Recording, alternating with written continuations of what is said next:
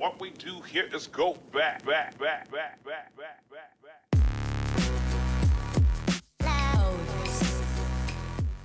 Hello and welcome to Mr. Toyama's AP World History. Today we're going to talk about Chapter 5, Early Society in East Asia. First up, we're going to go over a little bit of a summary. The cultures of East Asia had relatively little direct contact with the complex societies to the west. Nevertheless, powerful states, the Zhou, Shang, and Zhou dynasties, sophisticated technologies, and highly stratified societies developed along the banks of the Yellow and Yangtze rivers in China. These early societies were built on the foundation that would endure for millennia. Some of the significant components of which include the following. These societies believed in the principle that the emperor was granted the power to rule through the mandate of heaven. Thus, the emperor, known as the Son of Heaven, served as a crucial link between the heavenly powers and the people on earth. The extended family was the primary institution of society. The patriarchal head of the family wielded tremendous power and shouldered great responsibilities. It was his job to see that the appropriate religious rituals were observed in the worship of the family's departed ancestors. These ancestors were believed to have control over the living family's well-being. A writing system spread widely throughout China and still persists in its basic form. Although modified through time, consequently, Chinese society has experienced a virtually uninterrupted literary tradition. Sharp distinctions and clearly defined roles within the society were based on class, gender, and age. Alright, so to get a little bit of context, we're going to talk first about the Yellow River, which is in the northeast section of modern-day China. It's also known as the Huanghe. It's about 3,000 miles. It runs all the way from Tibet to the Yellow Sea. Now, the reason it's called the Yellow River is because it deposits this fertile and light-colored soil. As the glaciers receded during the Ice Age, of the formation of the Earth, the soil that kind of came down with the running water was this yellowish kind of consistency, and this light-colored soil would fill the river. And as it filled the river, it brought a lot of minerals, nutrients to the soil. And the problem with it is that this soil and this kind of soot kind of silt that comes into silt comes into the river. It creates like a soup-like consistency for the river, and it actually forces the river to flood at periodic times. This has become known as China's sorrow, because this periodic flooding for a very long time, especially during the time that we're talking about right now, was unregulated. It was unable to be predicted, so it would wash away whole villages, it could wash away crops, it could create just massive amounts of havoc for the people living in the Yellow River. First up, we're going to talk about prehistoric society. Prehistoric society is known as the Yangshao. It started around 5,000 to about 3,000 B.C.E. It's in the middle region of the Yellow River Valley, and it had what we would call a regionalized government. It was able to oversee a small section with a strong centralized government that oversaw a lot of the commerce and trade and government going-ons in that area. We know it was a pretty technologically advanced area because we were able to dig up a place known as Banpo Village. And through archaeological evidence, we were able to find a couple things. Number one, we found painted pottery. And painted pottery shows the use of kilns, shows the use of being able to develop clay from digging out the clay from the earth, and being able to create different types of artistic craftsmen who were using that paint to create painted pottery, but also craftsmen who would form the pots, and also artisans that were skilled at making paint. We also know that at this time in the Yangshao, there is a great metallurgical development. Now, the signifiers for cultural growth come from, mostly at this early stages of human history, our understanding of how people interacted with the metals that they found in the ground. One of the biggest signifiers for the growth of the Yangshao people is the creation of bronze tools. Bronze is a combination of two different metals that are melted down and blended together. It's called an alloy, if you remember from chemistry class. You have bronze tools which come from copper being mixed with tin, and as they are melted down and mixed together, they create a harder substance known as bronze, which is able to be sharpened to sharp edge, so they can make plows, they can make axes, they can make swords, they can make spears. And at this time, that monopoly, or being able to oversee one specific good and keeping it within your control and not letting others have it, is something that distinguishes the Yangshao people group from other people groups. Well, we have three earliest dynasties that we're going to talk about after the Yangshao. We have the Zhou, the Shang, and the Zhou. It's around 2200 BCE that the Zhou shows up. It's organized through a village network. This organized village network was ruled by one leader, just through a hereditary monarchy, meaning that the power was passed through the family from usually father to son. In some instances, we do have some accounts where it transferred from families, but mostly it's just passed down from one person in the line of the family to another. This organized village network was given commands by bureaucrats at the time, who were then taking the words or the decrees of the leader at the time and sending out through this network and being enforced through the military. One of the big developments that the Zhou figure out is flood control. Being able to control that Yellow River is a very big technological advancement. One of the things that you need to be able to do to create society is the development of agriculture. We've talked about this in the past, and one of those developments of agriculture is being able to control how much water gets to your crops, when they get the water to the crops, and how much nutrients you're getting to your crops through the use of minerals. While they might not have known about the mineral content of the river, they for sure knew that plants needed water, and it seemed natural to use the power of the river and its periodic flooding and being able to control that flooding by creating dams and walls through some of their military processes. The Shang, we're going to talk about a little later, from 1766 to 1122 BCE, and the Zhou from 1122 to 256 BCE are some of the earliest dynasties we're going to talk about. Next up, we have the Shang dynasty. One of the big things that the Shang dynasty was able to do is take that bronze metallurgy principle and create a state monopoly on it. Not only were they able to tightly control and regulate who was receiving the bronze, but also they were able to figure out a way to have the state or the government being in absolute control of the bronze that was given out to the peoples. By this process of creating bronze, the Chinese were able to create some things that were able to help them much more efficiently in war. One of the big ones was horse-drawn chariots. Now, horse-drawn chariots you might not think of as being important, but they're very important in warfare because you're able to move your troops very quickly across a battlefield. You're able to move them in very quick lines across, and you're able to disorient your enemy because you're able to move faster than they are. They can't shift, change ranks, do a lot of the tactics that you need to do in war. And so these horse-drawn chariots were very efficient at damaging troops in large numbers, and they were able to get you out of the way of harm after you had quickly attacked. They also created other wheeled vehicles such as carts. The Shang dynasty was able to grow its influence through the use of large armies, thousands of soldiers being able to be sent out and protect the villages, but also to dominate villages that were not in its network at the time and brought under the control of the Shang. There was also political organization. There was a network of fortified cities loyal to its center. These fortified cities, we have a very famous example at Ao, or Ao. They built this wall, and one of the things that they were able to do is they were able to pile up different types of mud and clay, and then they were able to, through the use of water, then they were able to beat the outer parts of the wall with hammers until they packed it in very tightly. Then they would create another layer and another layer and another layer, making it as thick as they could.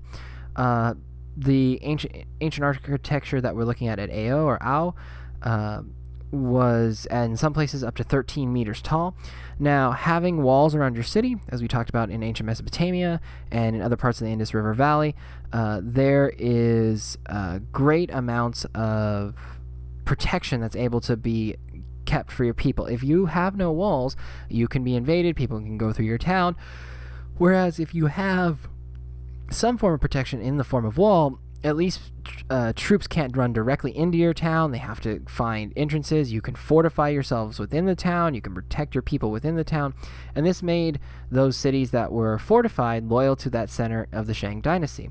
At one point, the Shang dynasty controlled probably as many as 1,000 cities within their network. And one of the big things that we know about the Shang dynasty is its capital moved 6 times, either for economic or for military and political reasons. This movement, every time the capital moved, brought new centers of culture, trade, religion, all the things that we would denote as civilization to those 6 cities. And from there, it grew and grew and grew to bring the Shang dynasty a lot of prominence. Another impressive architecture is in the city of Yin. We see tombs that were similar to Egypt with the sacrificial remains, and I'll talk about that on the next slide a little bit. And at the same time, we have other regional kingdoms that are coexisting at the same time, namely the Sanjui Di. Sanjui Dui. Yes, that's how you say it. Now, the Shang dynasty had certain burial practices. Since it was a hierarchical social structure, meaning there was a leader at the top, and then there were generals, and then there were other types of very important people. One of the things that they would do is, let's say, for example, the king died. We wouldn't call him an emperor today, but we would call him a king. When he would die, as a way to honor this king, similar to what happened in Egypt, many victims would be sacrificed on the day of his death and buried along with this king. The burials of deceased, the member of the ruling class, were, for example, mostly slaves who would serve him in the afterlife. His wives would be kept with him by killing them and putting him in the grave with him. His servants who served him in this life. His friends, so he'd have people to talk to. And hunting companions, people who he probably went hunting with. And in the next life, if there is a great hunting field, he would need some people to go hunting with. This is later replaced by statuary, often monumental burial practices, what we would consider today as like statues or gravestones or grave markers.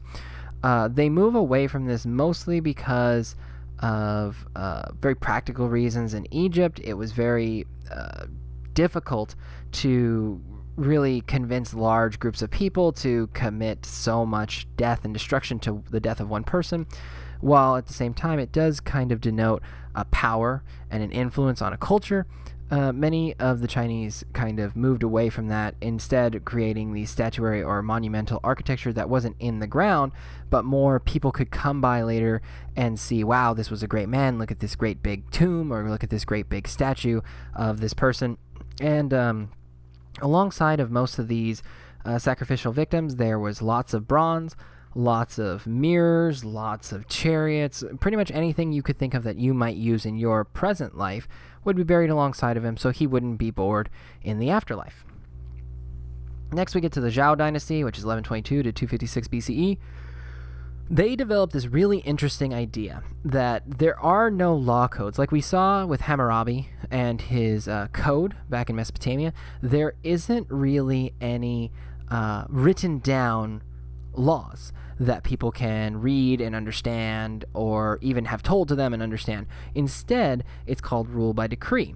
Now, this ruling by decree is based on the idea that the king would say, for example, that everyone has to do a certain action on such and such day of the month, next month.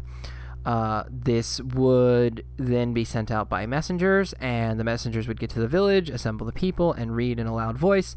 The great emperor, or the great king, would like all of the people of the Zhou dynasty to do such and such on the such and such day of the next month.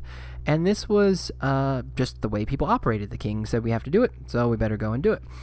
The mandate of heaven idea it starts around this time. The mandate of heaven is simply this.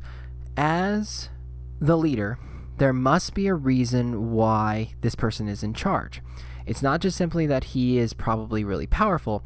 The gods or the spirits or the afterlife, however they looked at it, was giving this person the power to be kind of a conduit or a connection between the spiritual realm and earth. So as the leader gets inspiration or gets information from the spiritual world where things are happening in heaven, he then collects the information and disseminates it or gives it out to all his people. And the idea was that there was an alignment between what is happening either in heaven or the afterlife and a connection between the world now. We'll see this idea pop up again a little bit later when we talk about the European kings.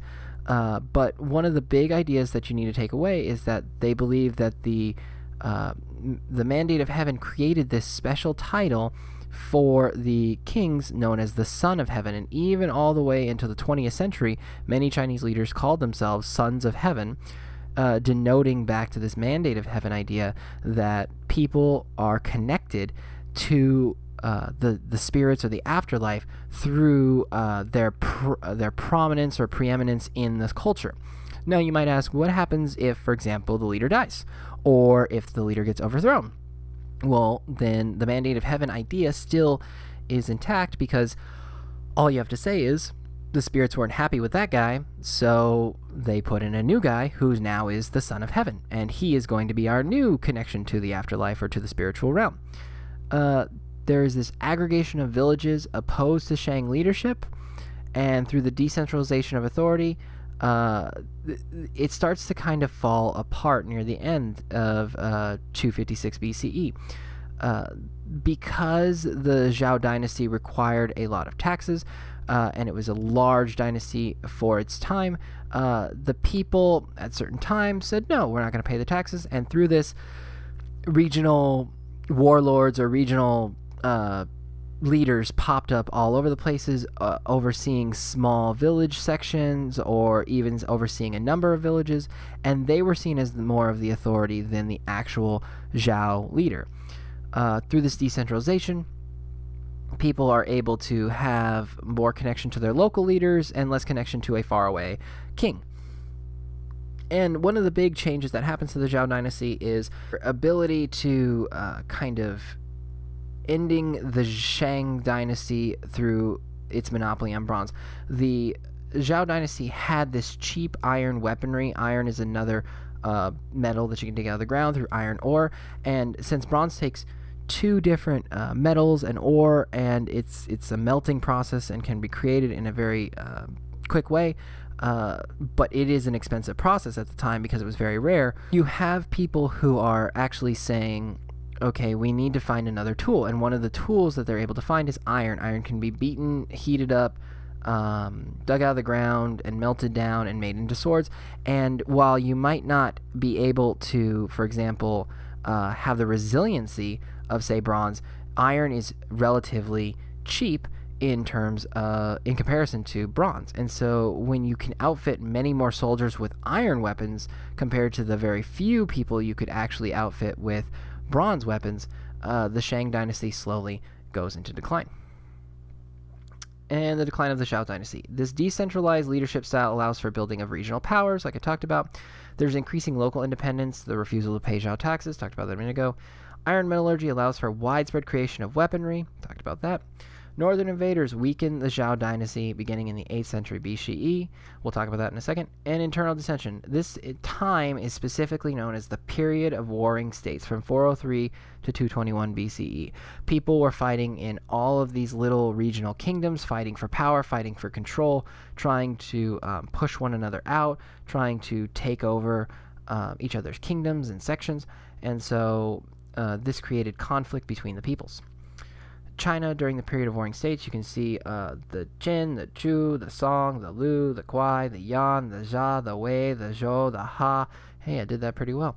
But you can see how all those states at the same time are warring with one another, trying to fight for control, but mostly they're all revolving around those river valleys and trying to keep as much power and influence as it can over the small areas that they're in charge of. Now, within those groups, there's this idea of social order. So we're going to talk about how did they organize themselves. We're going to look at this a lot again and again and again and again throughout history. How is the society structured? Who's on top? Who's on the bottom? Who's doing the work? Who's resting in luxury? And one of the first things that happens is there are 5 different groups. First is the ruling class. They have great advantage. They have giant compounds. They live a luxurious lifestyle. They are supported by agricultural surplus and tax revenues. I am for example, a peasant. I work the land, and as I work the land, any surplus goes to the owner or ruler of that section or the ruling classes of that area. And then at the same time, they're also taking taxes from my crops, from my work, from whatever I do, and they're living high on that.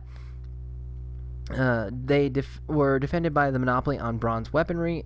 They were able to give to themselves this bronze weaponry that was able to quell rebellions. Since most people did not have access to these bronze weapons, they were able to pretty much keep the people and the population at bay, and they believed in hereditary privilege. Now, hereditary privilege works that land or titles, probably less likely the specific titles of king, but at least regional rulers, would be passed on from father to son, or from at least one member of a family, male usually, to another male member of the same family. This allowed the ruling classes to stay a class. It didn't fluctuate very much, and it just kind of kept rolling along for a few centuries. Right below the ruling classes were the artisans and the craftsmen. They would receive support from the ruling classes to create bowls and pots and walls and metal weapons and all the kinds of things that would take an artisan or someone who has to be skilled at crafting something to be supported, and they lived in pretty much relative luxury, closely aligned with the ruling classes. They weren't basically relaxing around all day, but for sure they had an easier life than the lower groups that I'm about to talk about. There is evidence of long-distance trade, so we know there was a merchant class. We know that they were able to create routes through just desert and through very far away as India, and they were able to connect China and India during this time through trade routes. A large class of semi-servile peasants. These are people who we wouldn't call them slaves, but we would call them people who couldn't leave the land.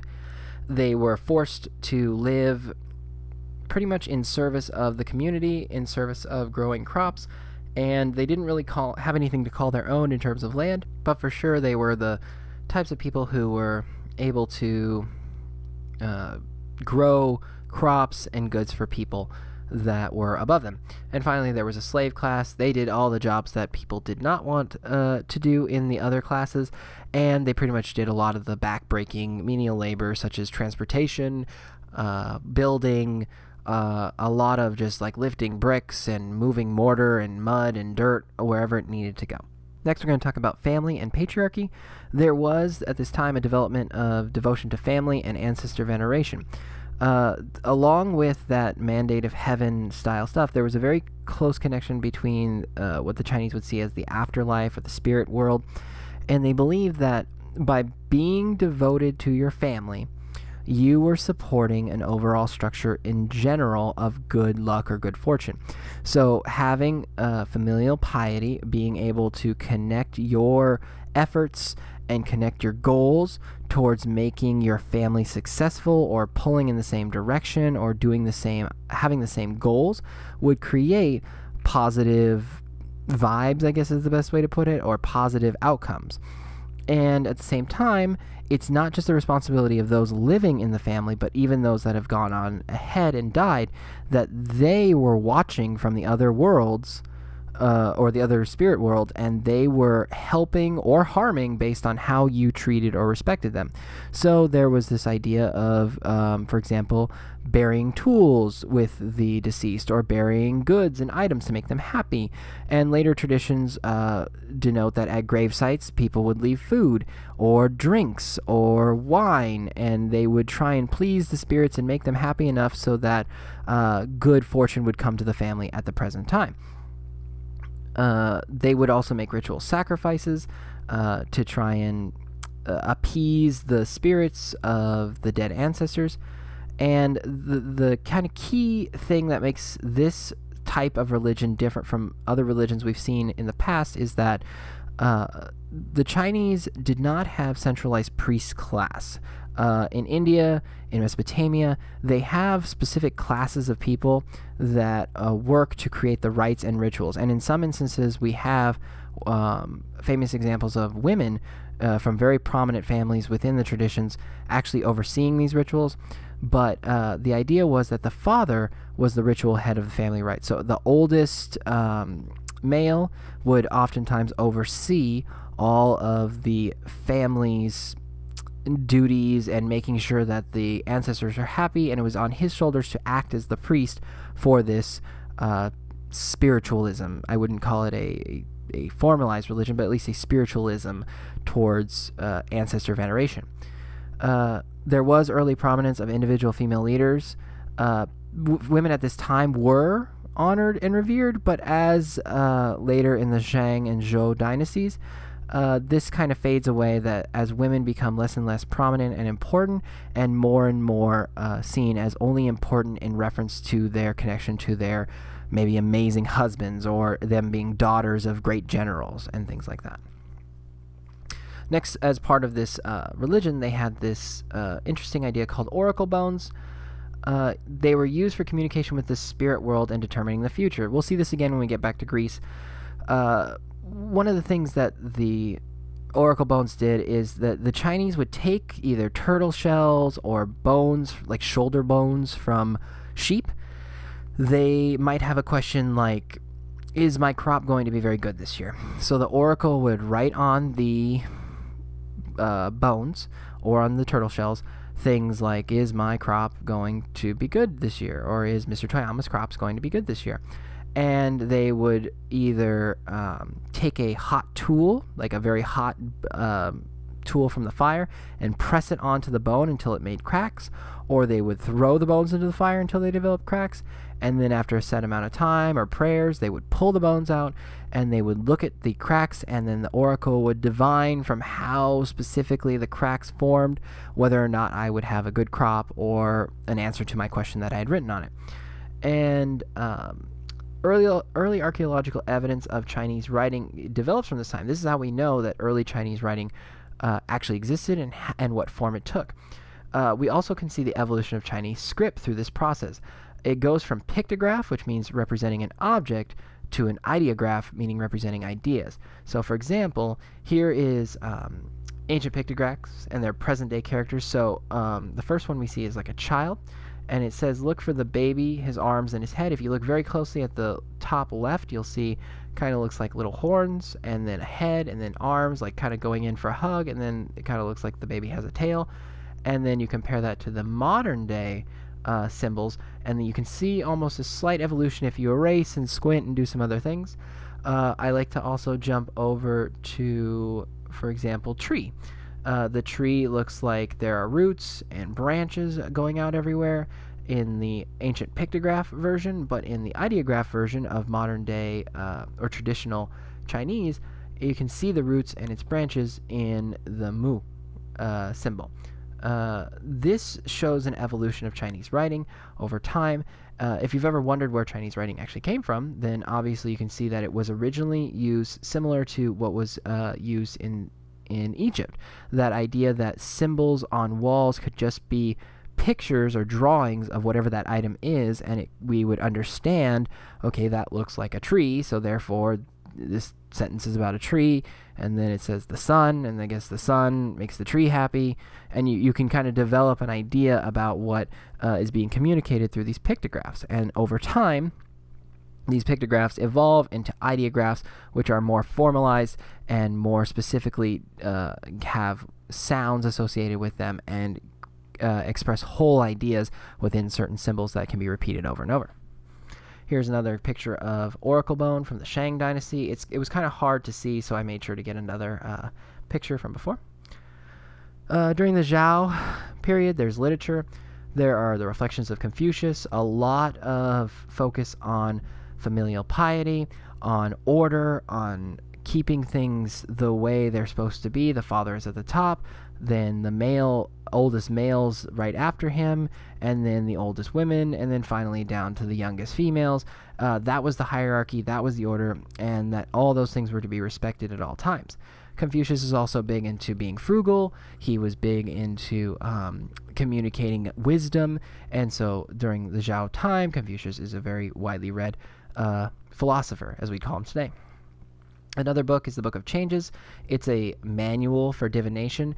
It tells you how to do the oracle bones. It tells you how to understand more and more of what the gods want, or just the way of understanding how to do this whole process with divining. There's a book of history. The book of history pretty much outlined the Zhou state, and it justified why it was so awesome and powerful and all the military conquests and the people it took over, and it kept records. There's a book of etiquette, which was like a book of rights. The book of etiquette talked about manners and how you're supposed to sit, act, do all sorts of things. The book of rights was on how the father was supposed to lead the family in its religious duties. And then there's the book of songs, which is very interesting because it has things like poems. Some are very deep and moving, and some are just silly and kind of fun songs and poems. From what we know, little of it has survived.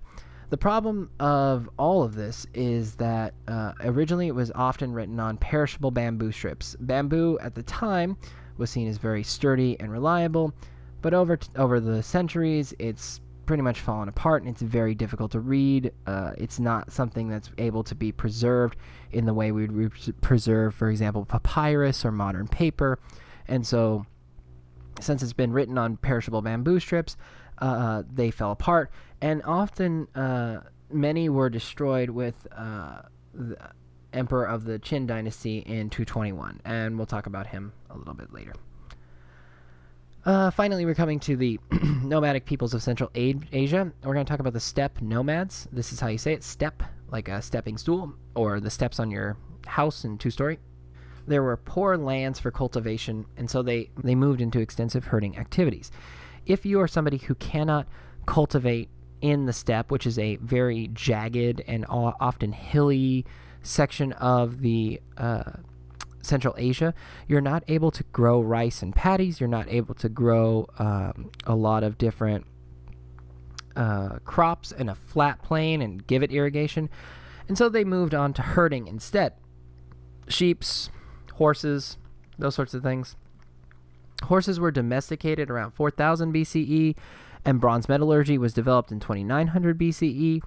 They had extensive trade with those sedentary cultures in China, those cultures that we talked about a little bit ago that didn't move whole villages. The nomads didn't call any one place their home. They would graze on the grassland of the steppe, and then they would move their crops and move their horses to a new area to graze some more. There was, however, tensions, which was frequent raiding. Whenever the steppe nomads needed things or were growing low on supplies, many times they would raid villages. They would attack caravans of traders, and they would pretty much just find ways to make money or goods however they could. Less on the money, more on the goods. Then we get to what's known as the southern expansion of Chinese society. We've been focused mostly on the north and the northeast area by the Yellow River. We're going to get to the Yangtze Valley, which has the Yangtze River, known as Changjiang, or the Long River. It was excellent for rice cultivation. One of the great things about the Yangtze River is that the river doesn't flood as often and as devastatingly as the Yellow River, and as such, they could build irrigation systems that could have controls on whether water went into a rice paddy or a field, and they also were able to control how the crops were watered and what time. It also had a subtropical climate, and it rained a lot there, so the crops got a lot of water. At one point, they were able to actually grow 2 harvests of rice a year, and if you can think about back to one of our first lectures, I talked about as calorie counts go up, population increases. Imagine having double the amount of calories per year as anyone else. You're going to obviously grow. One of the states that rise during this time is the state of Zhou. It was autonomous, meaning it acted on its own. It didn't really need any other groups to support it, and it challenged the Zhou dynasty in prominence and power, and its culture was heavily influenced by Chinese culture. It wasn't exactly the same as the northern Chinese that we talked about before, but for sure they were integrating themselves with them, trading with them, following a lot of the customs, the rituals, and they were able to interact with each other mostly in peaceful ways, but sometimes violently. So we made it. When you finish this chapter, you should be able to do the following. Discuss the early agricultural society and political developments in early China. Easy. Understand the rise and fall of the Zhou dynasty. Make sure you kind of follow along with that. Identify key aspects of ancient Chinese society and culture. Explain the connections between early Chinese writing and cultural development. Understand the relationship between Chinese cultivators and the nomadic peoples in Central Asia. And finally, identify the reasons behind the southern expansion of Chinese society. Here's your writing assignment. Write a short 5 to 8 sentence response to the following questions using specific examples from the textbook and be prepared to discuss them in class. Number 1. Many of the institutions and customs that emerged in East Asia during this era persisted into the 20th century or even the present. Why do you think this is so? Why does there seem to be more continuity in East Asian history than in other parts of the world? Why is it that, over time, most of East Asian communities have not thrown away the old customs? For example, modern Egyptians do not write in hieroglyphics. They do not have a leader called a pharaoh, and they do not kill thousands of servants of that leader when he dies. So why is it that many of the traditions, customs, societal norms of ancient China continue even to today? Number 2, what are the advantages and disadvantages of a form of writing that is pictograph and ideographic like Chinese versus the one that's alphabetic? Pictograph and ideographs, we talked about before. Pictograph meaning a picture that represents the item, and an ideograph is a symbol that represents the idea, is different from something like our alphabet. In Chinese, you can write one symbol to represent tree. In English, you have to write 4 letters from the alphabet to communicate the same idea. What are the advantages and disadvantages of that style? Number 3, how do early East Asian religious beliefs and practices differ from those of the other early cultures you've studied so far? What do these differences imply about other society structures and their most important values? So when you come back, we're going to go ahead and continue on with Chapter 6, the Early Societies in Americas and Oceania. I'll see you soon. Bye. What we do here is go back.